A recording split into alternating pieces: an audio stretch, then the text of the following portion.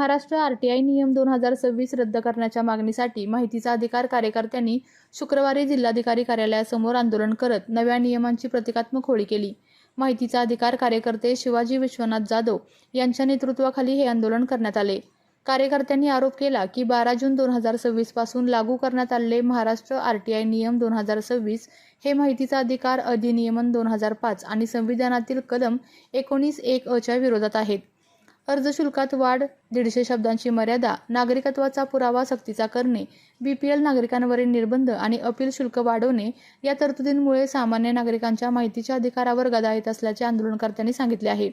यावेळी मुख्यमंत्री, मुख्य माहिती आयुक्त, केंद्रीय माहिती आयोग आणि जिल्हाधिकारी यांना निवेदन देऊन महाराष्ट्र आरटीआय नियम 2026 तत्काळ रद्द करावेत व जुने नियम पुन्हा लागू करावेत आणि या संदर्भात सार्वजनिक सुनावणी घेण्यात यावी अशी मागणी करण्यात आली। आंदोलनात विविध सामाजिक कार्यकर्ते आणि नागरिक सहभागी झाले होते। निषेध असो, निषेध असो, अतुल पाटणेचा निषेध असो, निषेध असो, निषेध असो, अतुल पाटणेचा निषेध असो। अरे परिपत्रक काढणाऱ्याचं करायचं काय? खाली मुंडीवर पाय। अरे अतुल पाटणेचं करायचं काय? खाली मुंडीवर पाय। अरे आमच्या मागण्या मान्य करा, नाहीतर खुर्च्या खाली करा, नाहीतर रस्ता घरचा धरा। भारत माता की जय।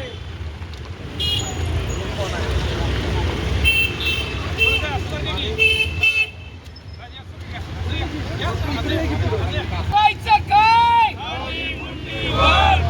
धिक्कार असो, धिक्कार असो, परिपत्रक काढणाऱ्यांचा धिक्कार असो, धिक्कार असो, धिक्कार असो, परिपत्रक काढणाऱ्यांचा धिक्कार असो। माहिती अधिकार कायद्याचं, माहिती अधिकार कार्याचं रक्षण झालंच पाहिजे। माहिती अधिकार कायद्याचं रक्षण झालंच पाहिजे।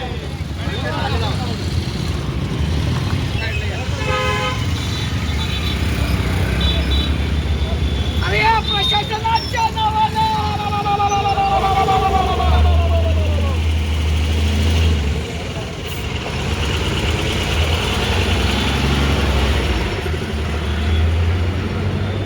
या प्रशासनाच्या नावानं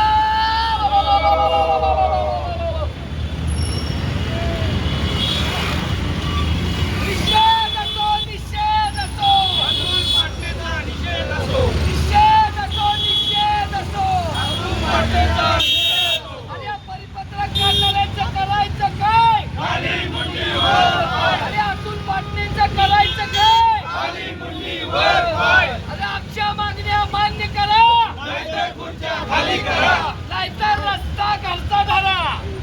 परिपत्रक रद्द झालं। महाराष्ट्र शासनाने जसं अटी टाकलेल्या आहेत आता 2026 साली त्याच्यातील तरतुदी रद्द करण्यासाठी आज आम्ही सगळे माहिती अधिकारी कार्यकर्त्यांनी जिल्हाधिकाऱ्यांना निवेदन दिलेलं आहे आणि आता जर का प्रशासनाने या निवेदनाची दखल नाही घेतली तर आम्ही हायकोर्टात देखील याची याचिका दाखल करणार आहोत। खरं तर माहिती अधिकार कायदा हा सर्व भारतीय नागरिकांसाठी आहे, त्यामुळे अधिकाऱ्यांनी सुद्धा या कायद्याला आमच्या आंदोलनाला समर्थन दिलं पाहिजे अशी आमची मागणी आहे। कारण इतर डिपार्टमेंटमध्ये सुद्धा किंवा त्यांच्या पै पाहुण्यांना घरच्यांना सुद्धा इतर डिपार्टमेंटमध्ये अडचणी येतात आणि त्यांनासुद्धा या प्रशासनाच्या कार्यपद्धतीचा फटका बसतो, त्यामुळे अधिकाऱ्यांनी देखील आम्हाला पाठिंबा द्यावा अशी आमची मागणी आहे। नमस्कार। आज जिल्ह्यातील विविध माहिती कार्यकर्ते आणि संघटनांनी आज जो जाहीर निश्चित केलेला आहे शासनाचा, तो प्रशासनाने सुद्धा समर्थनार्थक आणि पॉझिटिव्ह म्हणून शासनाला अहवाल सादर करावा। माहिती अधिकार कायद्याचं जे अवमूल्यन चाललेलं आहे सध्या राज्यामध्ये, देशामध्ये, ही भविष्यातील लोकशाहीच्या दृष्टीनं गुलामगिरीकडे वाटचाल आहे असं माझं मत आहे आणि सदरचा कायदा हा सर्वसामान्यापासून निवृत्त IAS अधिकाऱ्यापर्यंत सुद्धा हा वापरला जातो, त्यांना सुद्धा या कायद्यानुसार न्याय दिला जातो। मग अशा कायद्यामध्ये असे चुकीचे इम्प्लिमेंट करून समाजाला वेठी धरण्याचे काय धोरण आहे?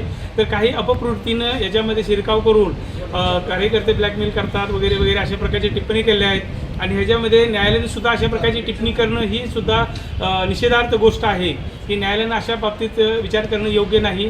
त्यामुळं जे काय आता माहिती अधिकार कायद्याचं जे इम्प्लिमेंट केलेलं आहे शासनानं त्या बाबतीत निश्चितच पुनर्विचार करावा, अन्यथा यांच्या विरुद्ध उच्च न्यायालयात याचिका दाखल केली जाईल। परंतु न्यायालय आम्हाला किती न्याय देईल ही सुद्धा मोठी संशयता आहे. कारण उच्च न्यायालयाने सुद्धा म्हणले की माहिती अधिकार कार्यकर्ते हे ब्लॅकमेलर आहेत. ते सर्रास गोष्ट जी उल्लेख केली आहे पूर्णपणे निषेधार्थ गोष्ट आहे. आणि जर अशा प्रकारचं शासनानं जर केलं तर पूर्ण देशव्यापी आंदोलन माहिती अधिकार कार्यकर्त्यांच्या वतीनं राबवलं जाईल. आणि हे शासनाला आणि सरकारला न परवडणारी गोष्ट आहे. आज 10 रुपयाचं मूल्यांकन 30 रुपये केले, 20चं मूल्यांकन 50 केले आणि 20चं मूल्यांकन 100 रुपये केलेलं आहे. हेच कायद्यात इम्प्लिमेंट केलं आहे. त्याचप्रमाणे त्यांनी वेळेचे जे बंधनं घातले त्या बंधनामध्ये जर जनमाहिती अधिकारी, प्रथम अपील अधिकारी आणि द्वितीय अपील अधिकारी यांनी जर वेळेत त्याचे निपटारा नाही केला तर त्यांच्यावर सुद्धा शिस्तभंग आणि निलंबनाची कायदेशीर कारवाई करावी. ही सुद्धा शासनानं दुरुस्ती करावी जेणेकरून समाजाला योग्य पद्धतीने न्याय मिळेल आणि या पद्धतीनं शासनानं पुनरुच्चार करावा ही आमची मागणी आहे. जय हिंद, जय महाराष्ट्र. 2005 साली महाराष्ट्र माहितीचा अधिकार कायदा लागू केलेला आहे. केंद्र शासनाने सुद्धा हा कायदा लागू केल्यानंतर अनेक नागरिक आणि सामाजिक कार्यकर्ते यांनी या माहिती अधिकाराचा वापर करून अनेक भ्रष्टाचार उघडकीस आणलेले आहेत, अनेक गैरव्यवहार उघडकीस आणलेले आहेत. हे गैरव्यवहार आता जास्तीत जास्त उघडकीस यायला लागलेले आहेत. काही राज्यकर्ते मंडळीसुद्धा माहिती अधिकाराचा वापर करायला लागलेले आहेत. त्याच्यामुळं महाराष्ट्र शासनाचे जे आत्ताचे सरकार आहे या सरकारनं या कायद्यावरती गदा आणण्यासाठी 2006ची तरतूद केलेली आहे. त्या तरतुदीमध्ये रक्कम वाढवणे असेल, अपीलाची रक्कम वाढवणे असेल, त्याचबरोबर पृष्ठसंख्या जी आहे एका पानाला 5 रुपये केलेली आहे ही सुद्धा जाचकाठी जी आहे त्या रद्द करण्याच्या मागणीसाठी आज आम्ही सर्व सामाजिक कार्यकर्ते एकत्र आलो. जिल्हाधिकारी साहेबांच्या RD साहेबांना आम्ही निवेदन दिलेलं आहे आणि आमचं म्हणणं जे आहे ते शासनाला कळवावं अशी आम्ही त्यांना विनंती केली. आपल्या तालुक्यातील जिल्ह्यातील बातम्या सर्वप्रथम पाहण्यासाठी आजच सातारा न्यूजला YouTube चॅनलवर सबस्क्राईब करा, लाईक करा, शेअर करा आणि बेल आयकॉन प्रेस करायला विसरू नका.